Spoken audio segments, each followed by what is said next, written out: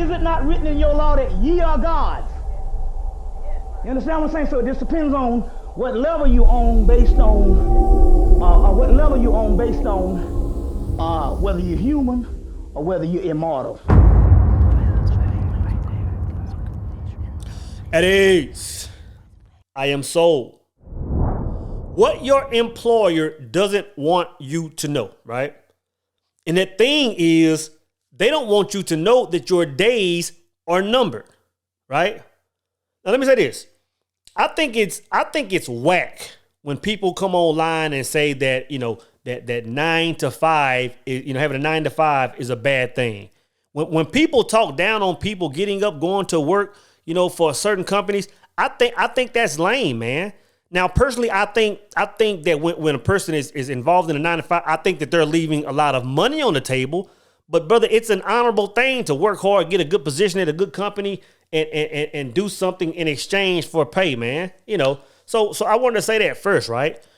But at the same time, you have to understand that business is in the business of making money, which means that ultimately you have to look at yourself as a liability to that company at some point in time.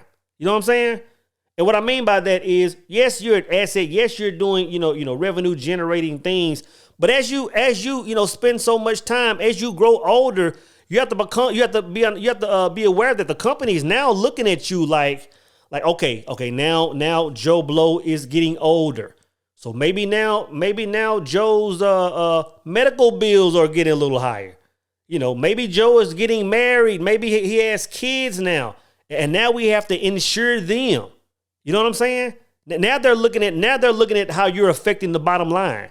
You have to look at that. They're saying, okay, when we hired Joe, we gave him 2 weeks paid vacation, but now Joe's been there 20 years. Now we're paying Joe 6 weeks of paid vacation. That's 4 additional weeks that we have to, fill in the spot when Joe's off with pay.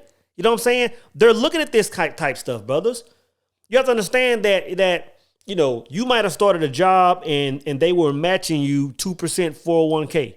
But now that you've been there 10 years, 15 years, 20, and now you're more vested, now they're pouring more money. Now they may be matching you, 6, 8, 10% like it used to be back in the days, right? So you have to understand that a lot of these companies at some point will start looking at you as a liability.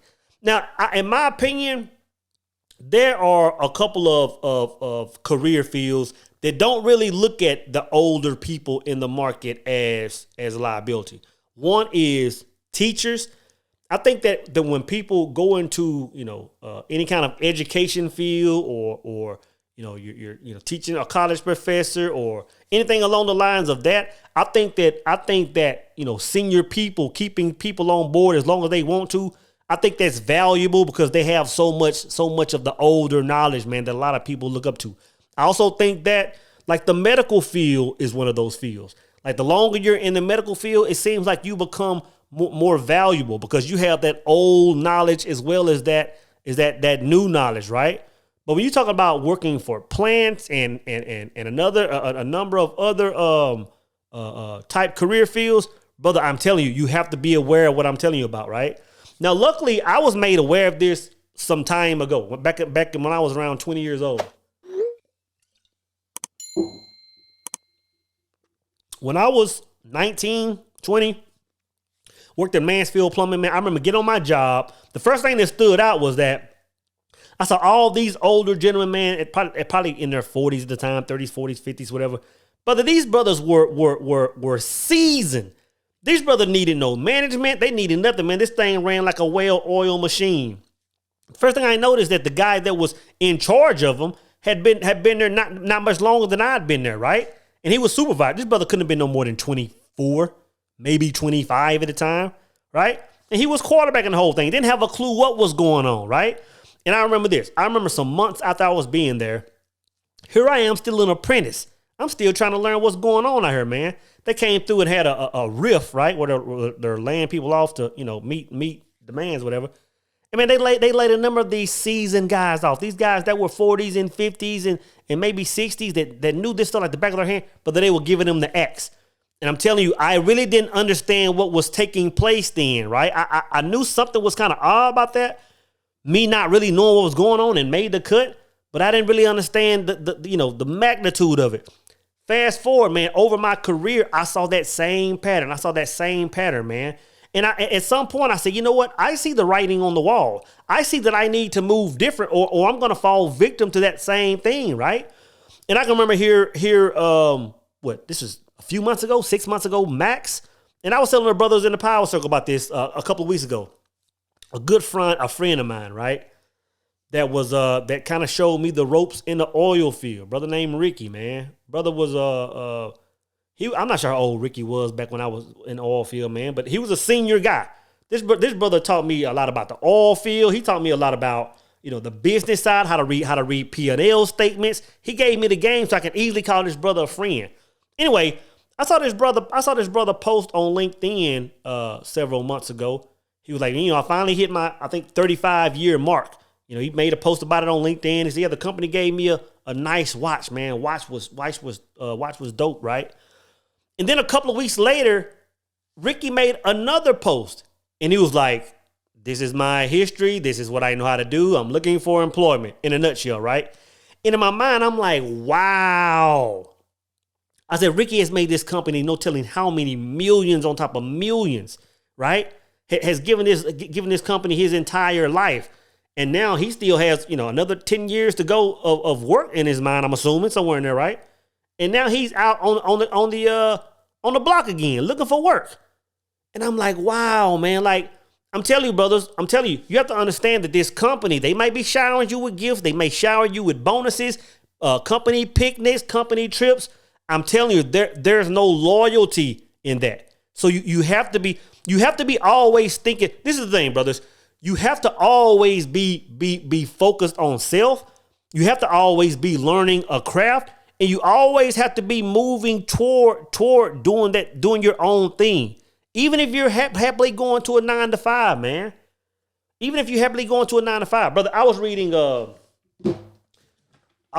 The Daily Laws by Robert Greene. I've been talking about that last few days, right?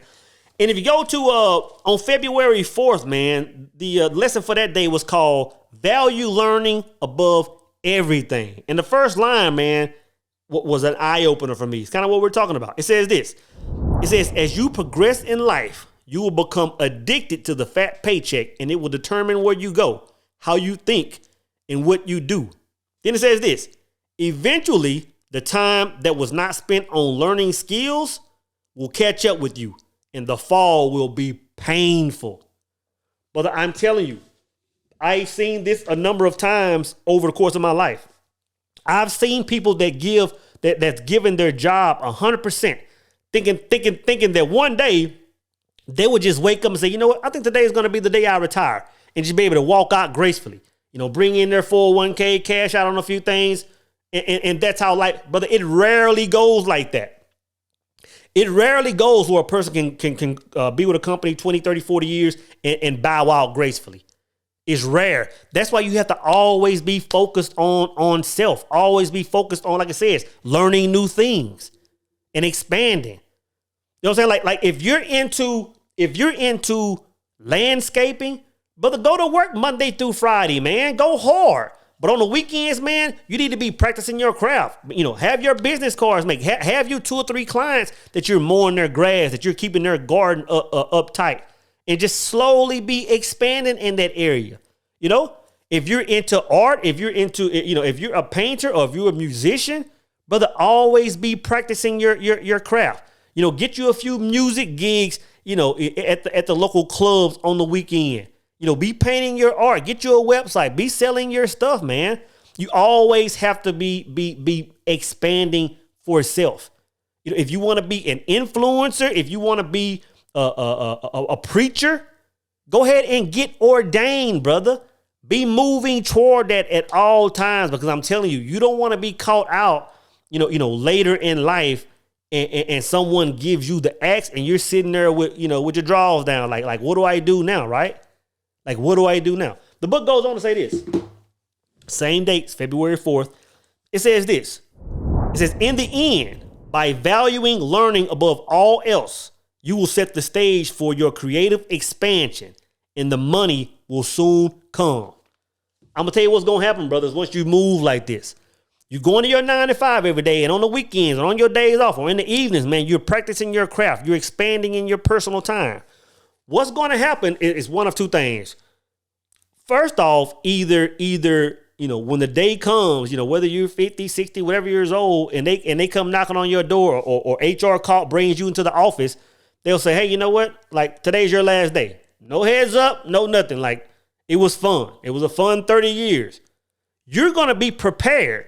You're going to say, okay, you know what? Okay, like I knew this day may come. So that's why I was grinding on my weekends, man. And you have your business already set up and you're already moving. Well, you can just, back out, step into what you've been doing for the last 5-10 years, and just take that unemployment check and take that pension check, that severance check, and count it as a bonus, right? And move on in your way. But what most likely will happen, what most likely will happen, brothers, is you're going to start focusing on your own skills and ability in your own time. You're going to start, maybe with 1 or 2 clients or doing, light work. Eventually that light work is going to grow. Eventually you're going to start eventually you're going to say, you know what? I understand like my value now. Like they may be paying me $20 an hour. They may be paying me $40, $60 an hour, but I understand my value now is probably, $100, $120, $130, maybe $200+ an hour when I'm doing my own thing. And you're going to start looking at that company kind of sideways, right? And then you're just going to slowly start moving into yourself and doing your own thing where you just one day walk away and say, you know what? I want to do my own thing. Like it's better off for me, man. I'm telling you, the worst way to make money, and I've learned this, is to, when you get on social media, you can get on the gram, you get on the book, you can get on YouTube, and you'll see, be a drop shipper, be a this, be a that, and make this much money. The worst way to try to make money is to see something like that and jump on it.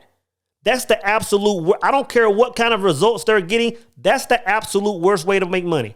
The best way to make money, the most natural way to make money, the way God intended us to live in this world is to find our true self, find what we're passionate about, and just move into it. Don't even worry about the dollars. Just move into it. Eventually, it will become profitable, man. Eventually, it will become just you expanding yourself is how income is made. It's all about currency. You know what I'm saying? It's all about currency. So, brothers, just know that, again, like I said, working 9 to 5, man, people that look down on that, that's whack. That's a lame mindset to me. Having a job, working for a good company, getting benefits and da. But that's an honorable thing, man. But I think that man should always be seeking, to expand outside of himself.